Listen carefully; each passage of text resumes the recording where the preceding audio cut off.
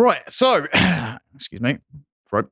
So the UK is introducing smart meter energy rationing, and they're going to give the police new powers to raid your home if you aren't complying with their energy efficiency standards. Now, those energy efficiency standards are according to an energy performance certificate, and that's based on EU law, which I thought we were meant to have left at one point, but it turns out... Yeah, I was under that impression. Yeah, so they got rid of the EU laws, Right. and then they just used the law to write them back into law for Britain. Oh, God. Yeah, it's almost because they wanted to do it anyway, and they're just using that as an excuse. That sounds like a conspiracy theory, Dan, and we can't abide by that on this podcast. So while we're still allowed to keep the lights on and energy's still running, you can go and subscribe to our website for as little as £5 a month and watch great interviews with guests like this. And this is my recent interview with author Nina Power, who asked, "What do men want?" I would suggest adding energy security to that list is going to happen sometime soon. Also, Nina was really lovely, very nourishing chat. So go and check that out. And for the subscription fee, we can keep facilitating bringing in those guests. You can keep watching it for free. But let's jump to the authoritarian bill in question. This is from the Daily Skeptic. So this is, and I am not kidding you, this is the full title of the 446-page bill, right? It's called the UK Energy Bill, but the full title is "A Bill to Make Provisions About Energy Production and Security in the Regulation of the Energy Market, including provision about the licensing of carbon dioxide transport and storage, about commercial arrangement for industrial carbon capture and storage and for hydrogen production, about new technology, including low-carbon heat schemes and hydrogen grid trials, about the independent system operator and planner, about gas and electricity industry codes, about heat networks, about energy-smart appliances and load control, about the energy performance of premises, about the resilience of the core fuel sector, about offshore energy production, including the environmental protection, licensing, and decommissioning, about the civil nuclear sector, including the civil nuclear constabulary, and for connected purposes." So that's the title. That's the title. I've read Ayn Rand monologues that are shorter than that. Yeah, so you know when the Americans call something a pork barrel bill with literally everything in it? Oh, we're doing that now, are we? Well, did they miss anything out? I don't know. I got bored halfway through and stopped listening. Yeah, they could have included the Loving Puppies and Kittens Act just to soft sell it, I suppose. So the purpose of the bill is to subsidise the carbon capture industry and talk about onshore wind and things like that. We'll get to those like subordinate concerns later. The most interesting part here is about smart meters and smart appliances. So an interconnected web of everything in your home hooked up to an energy efficiency scoring and mediating system. So it's meant to be saving you money on your energy bills by making it so that your fridge and your light systems can be turned off when you're not in the room. The heating can be controlled properly, so when you're not out, it can... This is something you spoke about on Brokenomics before. It can heat your home up to an adequate temperature before you get home, and therefore you're not running it all day and you're not losing cash. There is a theory element of it that it can be to your advantage. Yes, there is. But basically, who really has the control here? That's the question. Well, we're going to answer that question. Oh, good. It turns out that's the point of the bill. I think you're going to see some similarities here with the arbitrary confiscation of bank accounts with the trucker protest. Yeah, I was actually going to ask, what is a Bitcoin miner considered? Is that considered a smart appliance? That would be interesting. I don't know if that's in They the see bill. a miner ticking off. Are they going to cut off your power if you're mining Bitcoin? That would be... Interesting question. I wouldn't be shocked, actually. That's fascinating. I hadn't considered that. So the bill defines a smart meter as an appliance which is capable of adjusting the immediate or future flow of electricity into or out of itself or another appliance in response to a load control signal, and includes any software or other systems which enable or facilitate the adjustment to be made in response to that signal. So, who sends a load control signal? If the signal is sent to the smart appliance by anything other than the homeowner, that means that the electricity supply from all of your appliances in the household can be manipulated or confiscated. And that is the backdoor built into this bill. Right. So they're going to look at whether or not you're complying with energy mandates.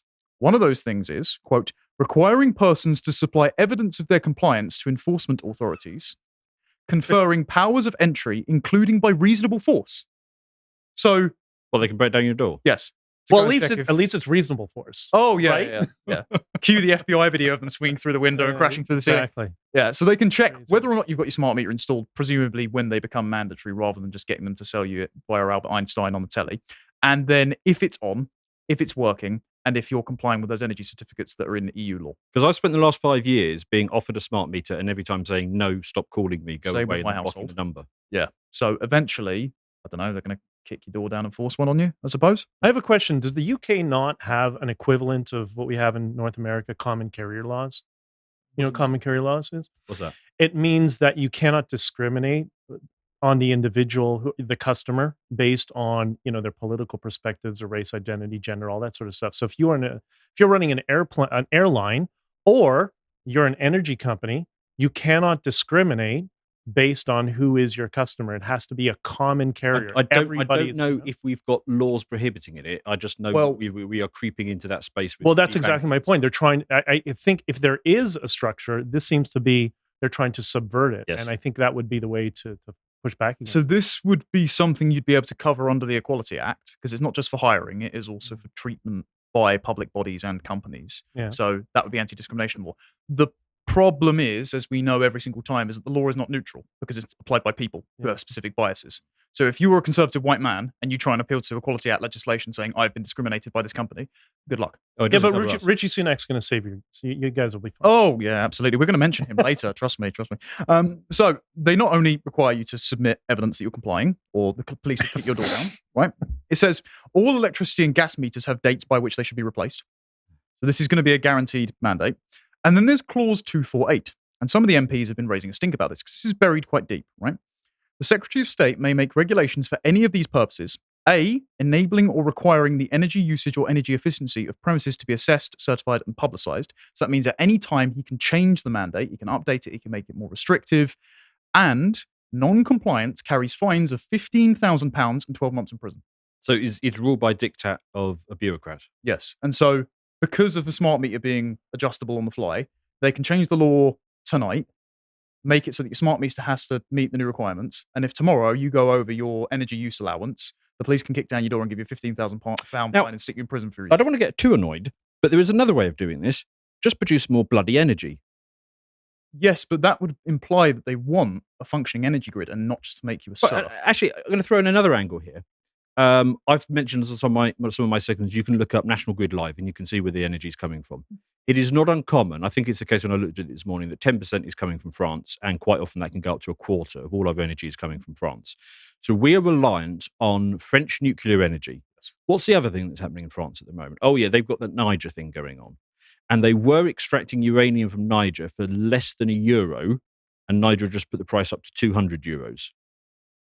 So we are basically at the end of the chain of French nuclear power, which is at the end of the chain of the Niger uranium, which has just gone up in price by 200%. No. Well, another great country to secure uranium from would have been that really big one over in Eastern Europe that currently... Oh, yes, that one. Quite a bit.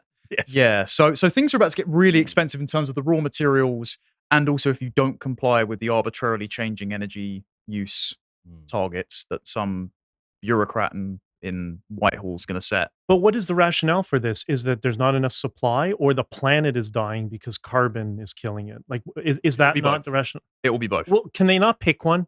Just pick one excuse. Yeah, but stick with it. The latter excuse is the reason why they don't want to generate abundant energy for the former, because actually the abundant energy is the goal and not saving the planet. Yeah. So, because they could just build these nuclear power stations. It's like Nick Clegg in 2012 said, they won't come online until 2022, 2023. Well, we could have used that. Thanks very much. That's right. But they don't want to. Instead, they purposely build temperamental, weather-reliant renewable energy to then manufacture consent to then ration it for you guys. But my question is, and again, I'm not familiar with what's going on here. Thorium nuclear facilities, which is kind of the newest generation of nuclear waste, nuclear facilities don't generate nuclear waste. So what's the problem? You don't have meltdown. You don't have nuclear. Like, all the bad aspects of nuclear energy is gone. So why do they want to kill it? If you accept the narrative, fine. Okay, honk honk. Yeah. You think I accept narrative? No. I'm saying. Yeah, I know. Even if we do accept the narrative, give us nuclear then. Yep, that's fine. But they won't do that. That's right. So they're giving us the narrative and they're denying us the solution, and they're just doing what Connor says. Yeah. So good, solid conservative leadership in this country. Just like Canada. We'll talk about that. We'll get to that later. I actually predicted this quite a while ago because, funnily enough, when I used to write a column for a sort of like climate skeptic mag that was trying to say, can we have sensible solutions to any sort of conservation or energy issue, please? Because the entire world isn't burning down. Typical conspiracy theorist. There was a bill sort of bit of legislation working its way through government when Grant Shapps was Transport Secretary, because he's big on board with net zero, and he's actually good friends with Bill Gates. I have that on word from people that work closely with him. He was exploring the ability to turn off smart appliances, and particularly electric car charging ports that we're trying to install in new builds and buildings at peak use hours in order to ration the energy, because they knew in advance, and I told them this in my paper. Turns out that if you go fully renewable, you're only going to meet about 27% of energy demand for the entire country. So if you're going to press your foot on that particular accelerator, we're going to have to accept a lot lower standard. So the issue is that the energy generation is more or less flat. I know it fluctuates, but it's more or less flat across the day. But energy uses vary significantly between daytime and nighttime. And the whole thing with electric cars is, that will work because people will charge their electric cars at night. But only if they actually do charge their electric cars at night. If they do it during the day when everything else is turned on, the whole thing doesn't work. So then you get to the point of what you just said, which is, okay, well, we're now going to need to force these people into electric cars and simultaneously force them not to charge them during the day. Yeah. So they actually they set it. So they said the smart chargers would connect to the smart meters and deactivate automatically according to the presets, limiting the function between 8 and 11 a.m. and 4 to 10 p.m. So basically a travel lockdown, because if you wanted to go out at that time, you'd forgotten to charge it, or you'd made a long journey the next day, then you're screwed. And then in 2021, September 2021, the Green Party Baroness Natalie Bennett said that she should use electric cars as like driveway backup generators for when the grid inevitably fails. So she's even admitting, even though she wants 100% renewable and has said no nuclear, that the grid won't work. That's a bad idea. It's a horrendous idea. Yeah. I actually modelled that way back when, and I was like, that's not even going to be a fraction of a percent. It's just, and then what happens when said generator runs out in a day, and you have a 21-day trough, and you can't even charge your car, and it's also out of battery. There is some virtue to encouraging people to take these Powerball things and load level with that, but you can't incentivize people to do that without massively throwing money at it, because people aren't going to do it on their own, because it does not make individual sense to do it financially. Yes, and what ended up happening was the National Grid and Octopus Energy, it turns out, were already looking into this. So they did a pilot scheme that drained the batteries of electric cars during generation trough. Now, under this new legislation, they wouldn't even have to inform you of that, would they? So they could just decide, oh, you tweeted out the wrong thing. Boom. There goes, oh, sorry, there was an energy trough, guys. Yeah. We really needed the power from like this specific household on the street. Bit strange. There's another penny in the I wish I wasn't right, but I suppose I am jar. So there were a few politicians that spoke up against this. One of them being Jacob Rees-Mogg. Turns out that he voted against it. He was one of the few that voted against it, and I thought I'd just play a quick clip of his GB News monologue from the other night. Oh, John. The government's energy bill is set for its third and final reading tomorrow, before the chance of ping-pong with the Lords and the Commons. The bill proposes a number of things. It will enable £20 billion of your money to be spent on carbon capture technology that stores carbon dioxide emissions in exhausted gas wells. But £20 billion is a lot of your money to be spent on a speculative technology. A recent study showed that when carbon capture is used for a given industrial plant, when taking into account the CO2 emissions produced via the process itself, emissions would only be reduced by about 10%. The bill also focuses on home insulation, which is a good thing within itself, but has some extreme measures. It gives the power to the government to criminalise people in future for not following regulations with minimal parliamentary oversight. What do I mean by this? Well, when New Labour was at its height, it was creating new criminal offences day after day. And the Conservatives at that point and the House of Lords argued that it was wrong to create criminal offences without a full parliamentary process. Now the energy bill is going to make it possible to create criminal offences by a quick route. This is constitutionally wrong. It may also make it more difficult for people to sell homes or rent properties which aren't at a high enough insulation standard. We have a very old housing stock in this country, lots of listed buildings in conservation areas, where one side of the government won't give you permission to make them more environmentally friendly, to insulate them more, and the other's saying, well, you may not be able to sell them if you haven't insulated them. So you'll have knock-on effects on the housing market, and you'll take away people's major asset. Your major asset could be at threat. The bill allows the government to regulate electrical appliances in the way the European Union does. You remember all these stories about how powerful a kettle could be or a Hoover, a vacuum cleaner. This bill will allow us to do the same. I found it very interesting in there that he spoke about the housing market, because you're getting pressures from all sides, whether that's the inflation of demand via immigration, whether that's the stranglehold placed by a regulation, because 25% of the Conservative Party's donors are property developers and they quite like to keep the prices artificially inflated. And now there are certain regulations that would stop you from selling your home or would significantly devalue it just as the boomers are about to age out of the market. Yeah, I know a guy who lives in a house built in the 1600s. Right. It cannot be made energy efficient. It cannot be done. And you know what's very scary about this? Maybe a year and a half ago, if you know George Gammon in the United States, he focuses on a lot of this stuff, and he had a career developing homes. That's how he became very successful, and very concerned about the WF, these sorts of policies at the UN. And what he suggested is, I think I know how they're going to take your homes. Well, green energy policy. And if your home all of a sudden requires several hundreds of thousands of dollars of improvements, and you can't get a mortgage for your house against your house to improve it, you don't have the money, well, you'll own nothing, but you'll be happy because we'll gladly buy it from you, and you can just rent your own home. The other thing that will happen is you'll probably be refused a mortgage / house insurance as well. Because you're racist. That's why. That as well. But if you won't be able to buy house insurance or contents insurance if you haven't got these certain retrofits. So if you do have a catastrophic issue with your house, then you're not going to be able to claim on insurance. You're going to pay a hell of a lot, and so you might not be able to make your mortgage repayments, and it gets seized, and it just funnels straight back. Play this out over a long enough time period.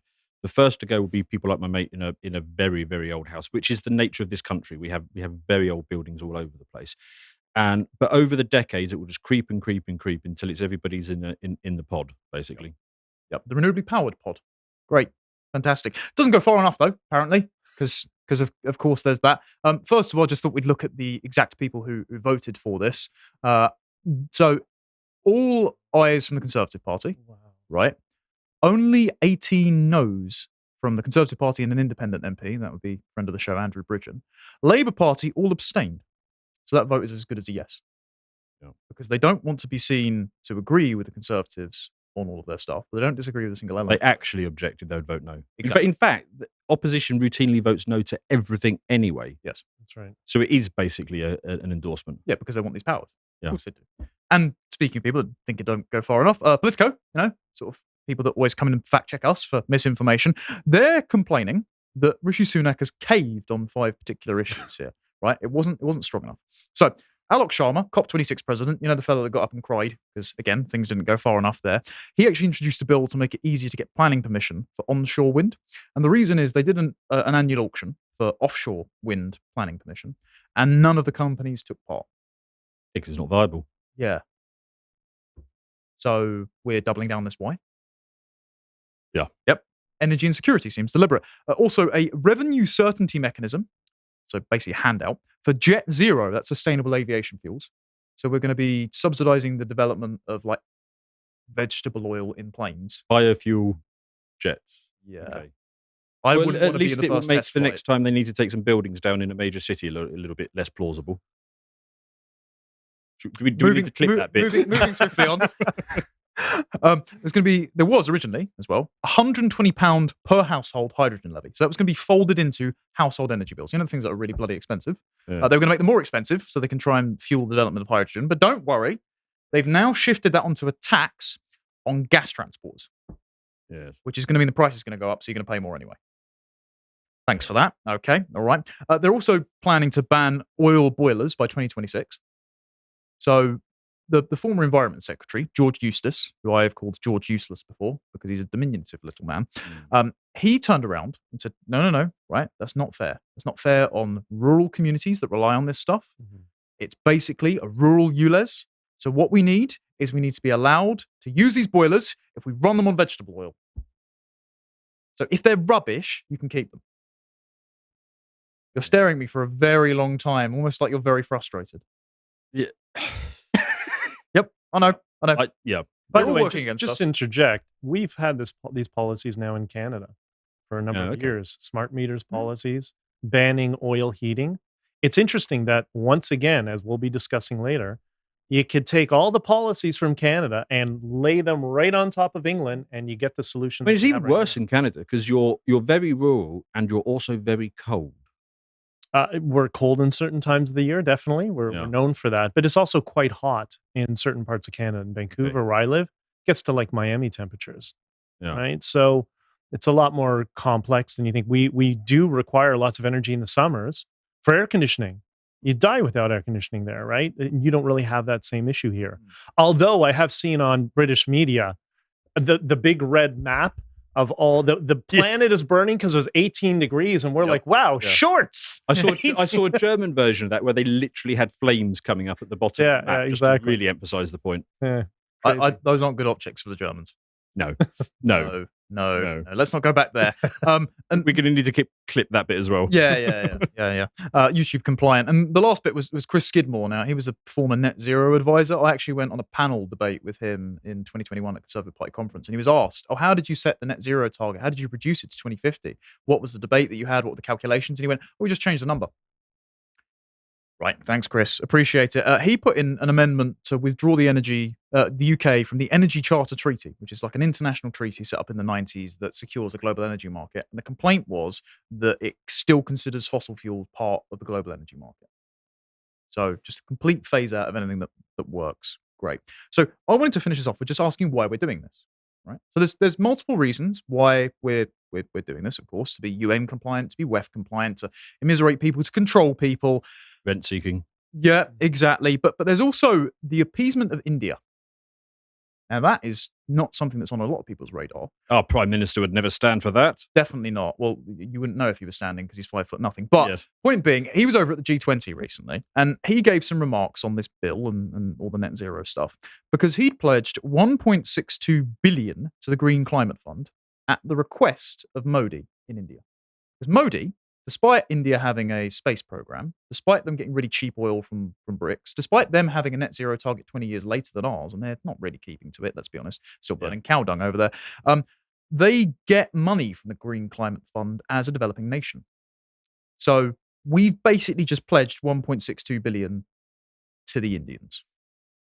Right. So speaking at the G20 summit in New Delhi, Rishi Sunak rejected the suggestion that the speed of India's growth relative to the UK was aided by its refusal to meet the 2050 target for net zero. Sunak said, the lesson from India's growth is not that net zero done the right way can be beneficial for very beneficial for jobs. The net zero story for me shouldn't be a hair shirt story of giving everything up and your bills going up. That's not the vision of net zero that I think is the right one for the UK. This is just absurd, isn't it? This is clearly a game that everybody's.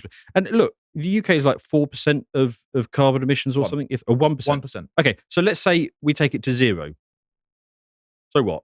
Yeah, the Indians are only going to increase. The Chinese are increasing theirs by 16% by 2030, because in 2021 they reopened 252 coal power plants. Yeah. So single-handedly, they're upping it by 16%. Yeah. But we're really making a difference. We're being cost effective, guys. We're leading the world. Also, it's just a lie, because it turns out that households are going to get bills of £2,300 thanks to net zero. This has been modelled by the National Infrastructure Commission. The cost of decommissioning the grid to take it off of carbon could cost 65 billion. So that's a bit hefty, and it's all because Rishi says Brexit means Britain can attach itself to India's booming economy. So they're admitting that we're in managed decline. And because India has booming demographics, even though they just hit sub-replacement, because they've got upgraded infrastructure, they're developing their space program, they've got quite a lot of people flowing into Silicon Valley because they've got some intelligent people over there. Rishi Sunak, who obviously has no conflict of interest personally, not like he's married to an Indian billionaire, thinks we can just be an Indian vassal state and invert the old imperial relationship. Surely you're not suggesting that the British Prime Minister, Rishi Sunak, is putting the Indian interests ahead of his own country? No, I wouldn't suggest that Rishi Sunak has any international allegiances to either the WEF or the UN or India, and his purpose. Apart from the numerous ones that, of course, been disclosed. Yes, apart from those, because otherwise it would be shirking our journalistic duty to suggest that he's strategically demolishing the UK energy grid and locking you up for going over your daily energy targets to appease the Indians. That would be a conspiracy theory, wouldn't it? If you appreciated that segment from the podcast of the Lotus Eaters, you can go to lotuseaters.com to get access to all the premium content that's on the site, such as the Brokenomics series, this one on the economics of empire with AA. If you'd like to find out what else is being put out, you can follow on Getter at lotuseaters_com on Getter. Thank you and goodbye.